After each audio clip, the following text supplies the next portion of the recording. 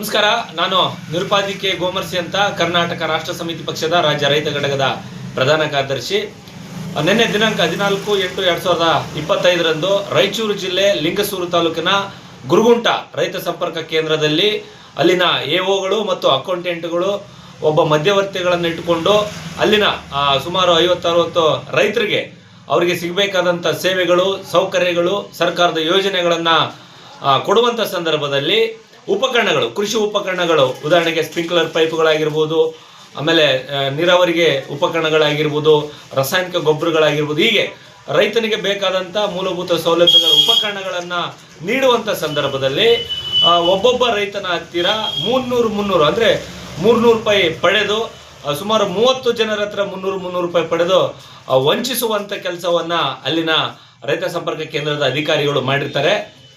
ಈ ವಿಚಾರವಾಗಿ ಕರ್ನಾಟಕ ರಾಷ್ಟ್ರ ಸಮಿತಿ ಪಕ್ಷದವರು ಈ ವಿಷಯ ಗಮನಕ್ಕೆ ಬಂದಾಗ ನಾವು ಅಲ್ಲಿ ಭೇಟಿ ಕೊಟ್ಟು ಅದನ್ನು ಪ್ರಶ್ನೆ ಮಾಡಿ ಸರ್ಕಾರದ ನೀತಿ ನಿಯಮಗಳು ಏನಾದರೂ ಹಣ ವಸೂಲಿ ಮಾಡುವಂಥದ್ದು ನಿಯಮಗಳು ಇದಾವ ಅನ್ನುವಂಥದ್ದನ್ನು ಪ್ರಶ್ನೆ ಮಾಡಿದಾಗ ಅವರು ತಪ್ಪೊಪ್ಪಿಕೊಂಡು ಸುಮಾರು 30 ರೈತರಿಗೆ ಪಡೆದಂಥ ಹಣವನ್ನು, ವಸೂಲಿ ಮಾಡಿದಂಥ ಹಣವನ್ನು ಮತ್ತೆ ಸ್ಥಳದಲ್ಲಿನೇ ವಾಪಸ್ ಕೊಟ್ಟು ಸುಮಾರು 300 × 30 ಅಂತಂದರೆ 9,000 ರೂಪಾಯಿ ಹಣವನ್ನು ವಸೂಲಿ ಮಾಡಿದ್ರು. ಮತ್ತೆ ನಾವು KRS ಪಕ್ಷದವರು ಅಲ್ಲಿ ಹೋಗಿ ಭೇಟಿ ಮಾಡಿ ಪ್ರಶ್ನೆ ಮಾಡಿರುವಂಥ ಸಂದರ್ಭದಲ್ಲಿ ರೈತರಿಗೆ ಮತ್ತೆ ಮರಳಿ ಹಣವನ್ನು ಕೊಟ್ಟಿರುವುದು ನಡೆದಿದೆ.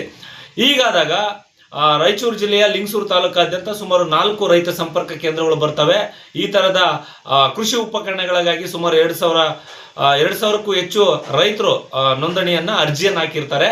ಅದು ಯಾವುದೇ ಕೃಷಿ ಉಪಕರಣಗಳದು ಸ್ಪ್ರಿಂಕ್ಲರ್ ಪೈಪ್ಗಳಾಗಿರ್ಬೋದು, ಆಮೇಲೆ ಕೃಷಿ ಚಟುವಟಿಕೆಗೆ ಟಿಲ್ಲರ್ಗಳಾಗಿರ್ಬೋದು, ಹೀಗೆ ಯಾವುದೇ ಒಂದು ಉಪಕರಣಗಳನ್ನು ಪಡಿಬೇಕಾದ್ರೆ ಅಲ್ಲಿ ಈಗಾಗಲೇ ಮುಂಚೆ ಯಾವುದೇ ಒಂದು ಕಂಪನಿಗೆ DD ಅಂತ ತುಂಬಿರ್ತಾರೆ. ಅದಕ್ಕೆ ಮೂಲ ಬೆಲೆಗೆ ಸಂಬಂಧಪಟ್ಟಂಗೆ ಸಹಾಯಧನ ಬಿಟ್ಟು ಮೂಲ ಬೆಲೆಯಲ್ಲಿ DD ರೂಪದಲ್ಲಿ ಹಣವನ್ನು ಪಾವತಿಸಿರ್ತಾರೆ ಈಗಾಗಲೇ.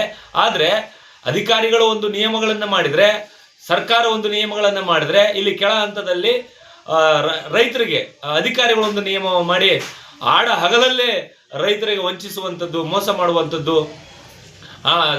ಹಣವನ್ನು ಪಡೆದು ವಸೂಲಿ ಮಾಡುವಂಥದ್ದು ಇವತ್ತು ರಾಯಚೂರು ಜಿಲ್ಲೆಯಲ್ಲಿ ನಡೀತಾ ಇದೆ. ಅದರ ವಿಶೇಷವಾಗಿ ಲಿಂಗಸೂರು ತಾಲೂಕಿನಲ್ಲಿ ಗುರುಗುಂಟ ರೈತ ಸಂಪರ್ಕ ಕೇಂದ್ರದಲ್ಲಿ ನಿನ್ನೆ ನಡೆದಂಥ ಘಟನೆಯ ಸಾಕ್ಷಿ.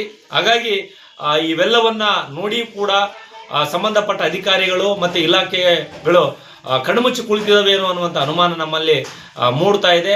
ಹಾಗಾಗಿ ಪಾರದರ್ಶಕ ಆಡಳಿತ ಮತ್ತು ಪಾರದರ್ಶಕ ಸರ್ಕಾರದ ಯೋಜನೆಗಳನ್ನು ರೈತರಿಗೆ ತಲುಪಿಸುವಂಥ ಕೆಲಸ ಸಂಬಂಧಪಟ್ಟ ಇಲಾಖೆ ಅಧಿಕಾರಿಗಳು ಮಾಡಬೇಕಾಗುತ್ತೆ, ಜನಪ್ರತಿನಿಧಿಗಳು ಮಾಡಬೇಕಾಗತ್ತೆ. ಈಗಾಗಲೇ ರಾಜ್ಯದಲ್ಲಿ